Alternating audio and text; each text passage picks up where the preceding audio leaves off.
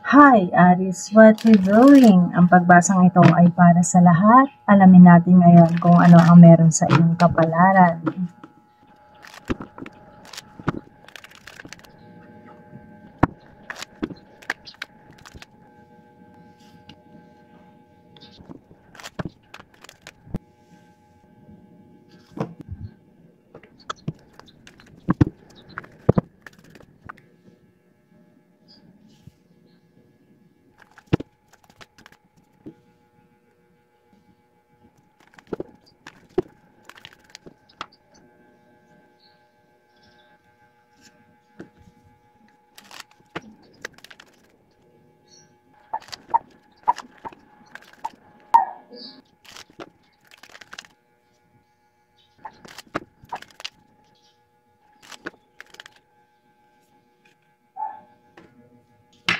Aris, kailangan mong pag-isipang mabuti ang mga desisyon mong gagawin sa iyong career. At ang pinaka-importante ay ang pagiging tapat mo, lalong-lalo na sa iyong trabaho. Hindi na pwede katulad ng dati, dahil maaaring mabilis ka magdesisyon kaya kailangan ng pag-aaral o pagsusuri sa anumang plano, lalong-lalo na sa mga choices mo, Aris. Huwag magpabigla-bigla. Lalong-lalo na kung meron kang malaking gagawing desisyon sa buhay mo ngayon, Aris. At para sa may legal issue, kailangan ay katapatan para maging maayos. At maging maingat, maaaring magkaroon ng problema, lalong-lalo na sa may mga merong sasakyan. Siguraduhin na may insurance at meron kang mga bagay na ipinaglalaban lalong-lalo na sa iyong trabaho. Maaaring ayaw mo ng pagbabago. Frustration din para sa kalusugan. At ang issue sa iyong pinansyal, huwag mong isisi sa iba. Now is the time to take back control of your career, Aris. Kung ano talaga ang gusto mong mangyari sa iyong future. I-repress mo ang iyong isipang napapagod. Ikaw ang may control sa iyong desisyon. Sakali mang hindi mo nararamdaman, pero ikaw ang may kakayahan magdesisyon. Para makapag-move kung ano ang kinakailangan, para maisagawa mo ang iyong mga plano. At choice mo ang mga nangyayari sa iyo, Aris. Choice mo rin kung bakit ka nag-i-stay. May mga taong tukso. Hinihila ka sa hindi magagandang gawain. Be careful who you trust, lalong-lalo na sa mga taong nakangiti sa iyo. Be careful, Aris. At maging maingat sa pagsusugal, sa pakikipagsapalaran pagdating sa pera, sa mga investment. Iwanan mo ang iyong mga nakasanayan, i-let go mo na. Iwanan mo ang nakakapagpasagabal sa iyong karir. Walang maidudulot na maganda para sa iyong kinabukasan o sa iyong future yan, Aris. Ini-encourage ka dito para sa iyong magandang journey. Kailangan malagpasan mo ang mga challenges, lalong-lalo na sa mga nag-aaral pa.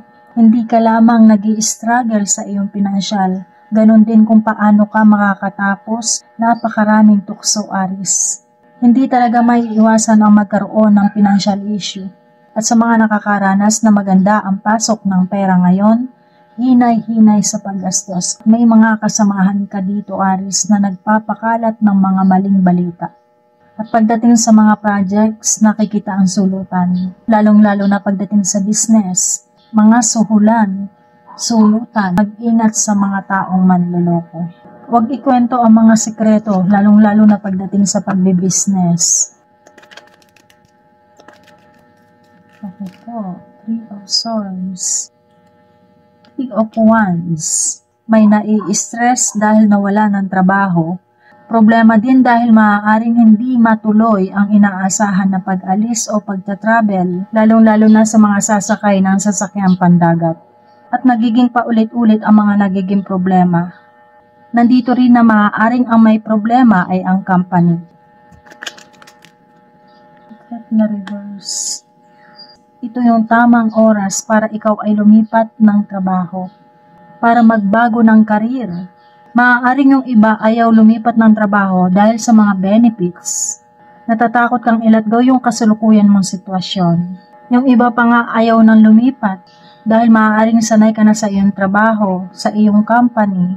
Kaya kinakailangan dito yung maingat na pagdidesisyon, Aris. Lalong-lalo na sa may mga bisyo. Isa yan sa nakakapagpasagabal kung bakit hindi natutuloy ang mga plano mo. I-improve mo ang iyong kakayahan magdesisyon. Ang kahirapan o kagipitan ay pansamantala lamang. At kung hindi ka magiging maingat sa iyong pinansyal, maaaring lumaki ang iyong utang.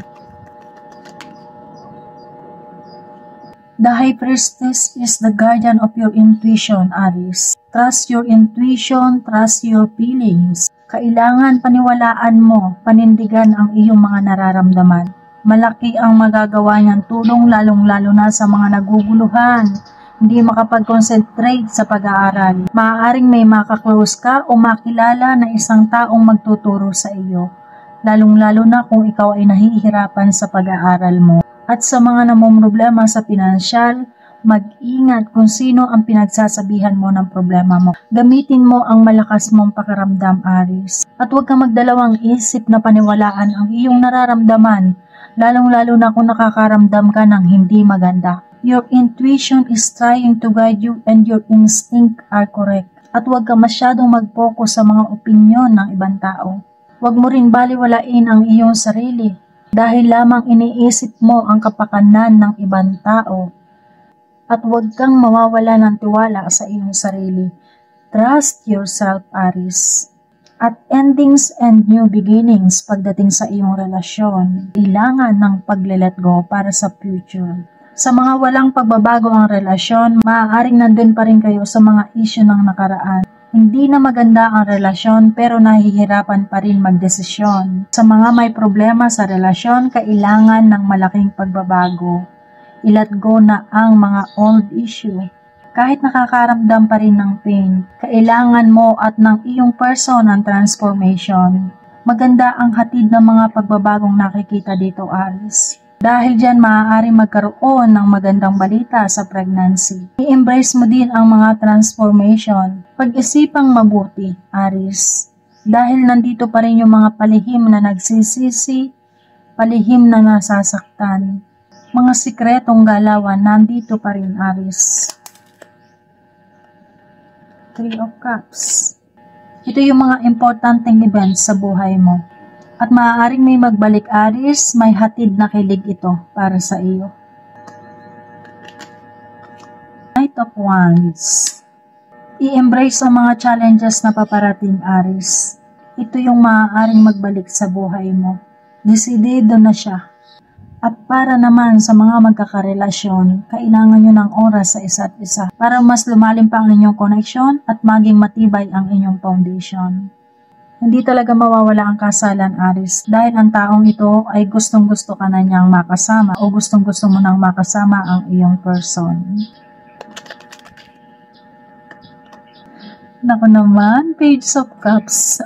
Proposal, Aries. See? Ito ay mga proposal para sa new beginnings. At higit sa lahat, Aries, follow your heart. At para sa mga single, ipaalam mo na sa crush mo na interesado ka sa kanya. At para malaman mo kung may chance ka nga ba, Aries. At eto na, Aries, lumabas na ang Ten of Cups at Ace of Cups. Happy family. Kasiyahan o masasayang nangyayari sa iyong pamilya. Lalong mararamdaman ang mga pagmamahalan sa mga selebrasyon na maaaring mangyari. Ito yung destiny mo. Blessings, lalong-lalo na sa mga naghahangad ng payapang relasyon. Commitment para sa iyong person, para sa iyong pamilya, at para sa nahiwalay, magkakaroon ng chance para magkita kayong muli ng iyong ex-person. At syempre, nandito ang Ace of Cups. Ito yung mga new beginnings, new relationships, new romance, love, happiness, joy, fertility, pregnancy. At sa kasalukuyan, ito yung magandang time para makakilala ng bago, Aries. Bagong pagmamahal, mga bagong kaibigan. Ang hatid nito ay exciting na mga pakiramdam. Kaya asahan na ang mga pagod na maaaring maranasan. At ang mga excitement ay nandito pa rin, Aries. Exciting man sa relasyon, pero may mga risking behavior. Ang mga insecurity ay maaaring maramdaman, kaya maaaring magkaroon ng pagtatalo sa relasyon. Insecurity dahil sa mga material na bagay, sa trabaho, sa pera. Think before you act. Aries, dahil ayaw mo na natitake advantage ka. Kung kinakailangan magsalita ka, i-open mo ang iyong nararamdaman, gawin mo, Aries, lalong-lalo na pagdating sa iyong trabaho. Kailangan pa may matutunan o masusing pag-aaral. Pagtsatsaga ay kailangan, determinasyon, dedikasyon sa mga commitment. Para ma-overcome ang mga challenges na paparating, kailangan mong mag-effort. At maaaring magkaroon ka ng problema sa isang mature female, Aries. May pagka-materialistic ang babaeng ito. Gusto niya, sunod siya sa uso. Magulo ito sa bahay, makalat. Itong taong ito ay hindi na nga masarap magluto, abusado pa. Mapanakit na ina. Mag-ingat sa mga sex worker. At para sa mga single, kailangan mong pagtrabahuhan, pagpaguran ang mga gusto mo o minimithi sa buhay. Kailangan mag-effort ka sa mga gusto mo. Page of Swords na reverse. Ito yung mga bad or disappointing news, Aries. Nagpapakita din ito ng pagiging cold, pagiging sarcastic, pagpapakalat ng mga malisyosong chismis. Maaaring siya ay close dito sa babaeng ito. Magiging emotional ka pagdating sa iyong relasyon sa iyong near future. Na siyang magiging dahilan ng conflict. Huwag mong i-allow na abusuhin ka ng iyong person, Aries. Una, mararamdaman mo madidisappoint ka sa iyong relasyon, Aries. 7 of Cups na reverse. Ipinahihiwatig nito yung poor choices, lack of choice, mga kakulangan sa opportunities, sa mga opsyon. Mas magpo-focus ka sa iyong mga imahinasyon. Kung babaliwalain ang mga magiging issue, hindi magkakaroon ng solusyon. May panghihinayang kang mararamdaman dito, lalong-lalo na pagdating sa iyong career, sa iyong trabaho. I-try mong i-develop ang iyong spiritual side para makita mo ang kakontentuhan sa iyong buhay. At upang makaiwas, huwag mong sundin ang mga gusto nito, lalong-lalo na pagdating sa mga material na bagay, Aries. The Hierophant and Queen of Swords na reverse. Maaaring meron kang hindi patawarin dito o hindi ka napapatawad, Aries. Dalawang babae na ang hihila sa iyo pababa. Kaya wala kang freedom. Sunod-sunuran ka sa dalawang babaeng ito, Aries. O maaaring dumedepende ka sa dalawang ito. Kaya hindi ka makapagdesisyon. Ang Queen of Swords na reverse ay traumatic. Mapagiganti ang taong ito. Kawawa ka naman, Aries, dahil sa dalawang ito. Very negative, liar, cheater, disloyal ang dalawang ito. Aries, hindi mo na mababago kung ano ang nangyari. Pero kaya mo mag-decide para itama ang mali. Ganon din pagdating sa trabaho. Huwag mo silang susundin kung bibigyan ka ng advice, lalong-lalo na pagdating sa iyong financial, Aries. Hindi maganda ang intensyon ng dalawang yan sa'yo.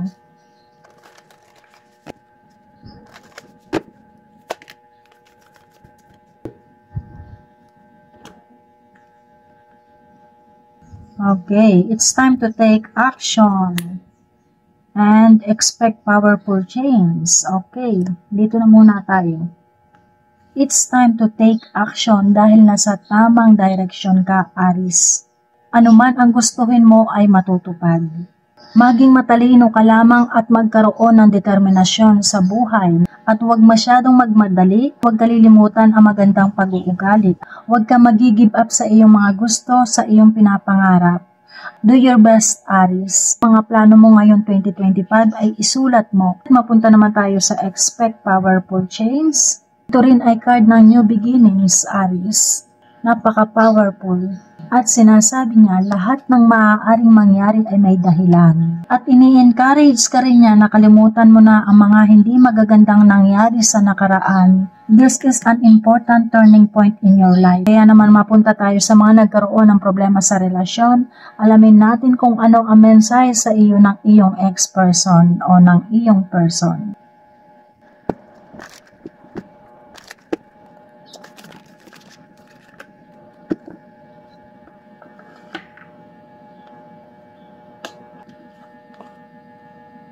Aries, kung sa palagay mo ito ang mensahe sa iyo ng iyong ex-person, i-claim mo ito.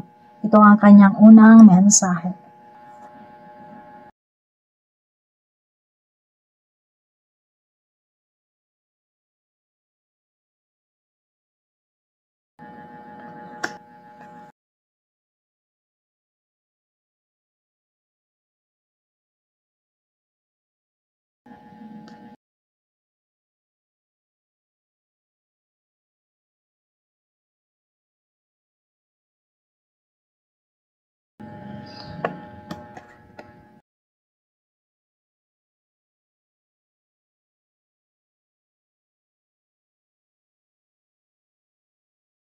At iyan ang iyong naging pagbasa ngayon, Aries. Gawin mo lamang itong gabay kung iyong nais. Kita-kits pong muli. Number 1 Rashi po. Paki-like and subscribe na. Thank you. Bye-bye!